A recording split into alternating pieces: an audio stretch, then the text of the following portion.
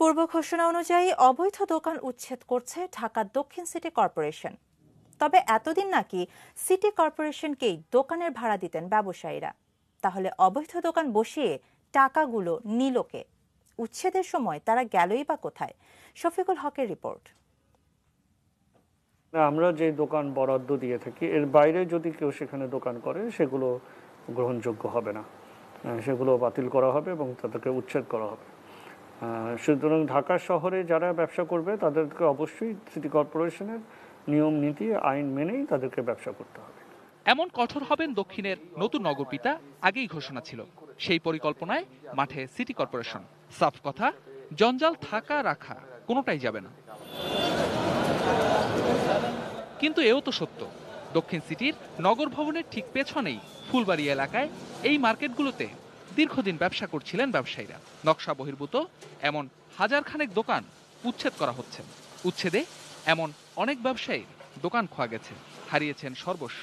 আকার ইঙ্গিতে তারাই জানালেন এতদিন এখানে ব্যবসা করেছেন সেটা দক্ষিণ সিটির ইশারাতেই। মেয়র থাকতে সাহিত্য ফকুন থাকতে নিয়ে গেছে, নির্বাচনের আগেই সে টাকা নিয়ে গেছে। প্রায় ৮৬ মাসের রিসিপ্ট পর্যন্ত তারা কাটছে।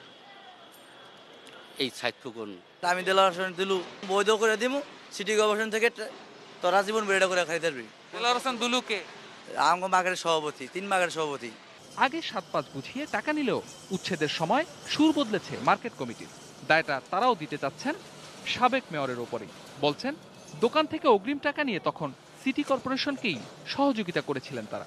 আমরা টাকা নিলাম কিভাবে? সাবেক মেয়র বলছে এটা ৫ থেকে ১০ লক্ষ টাকা নিয়ে এগুলি বৈধতা দেওয়া হয়েছে। উনি তো নিজে স্বীকার করছে। এখানে সমিতির কোনো কিছু নাই, সমিতি কোনো কিছু করেও নাই।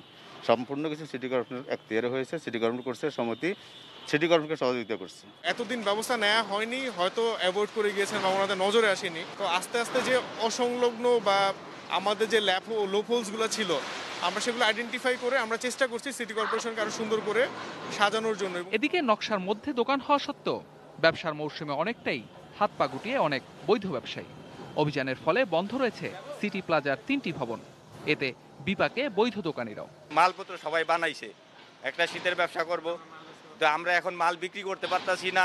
বাইরে উৎসাহ চলতেছে কিন্তু ভিতরে তো আমাদের কোনো কাস্টমার নাই, কারেন্ট নাই, তাহলে আমরা কিভাবে কি করব? যাদের আশ্রয় প্রশ্রয় এতদিন অবৈধ দোকান খুলে ভাড়া দিয়ে চলছে রমরমা চাঁদাবাজি, তাদের কি জবাবদিহি করতে হবে না? এমন প্রশ্ন এখন ব্যবসায়ীদের।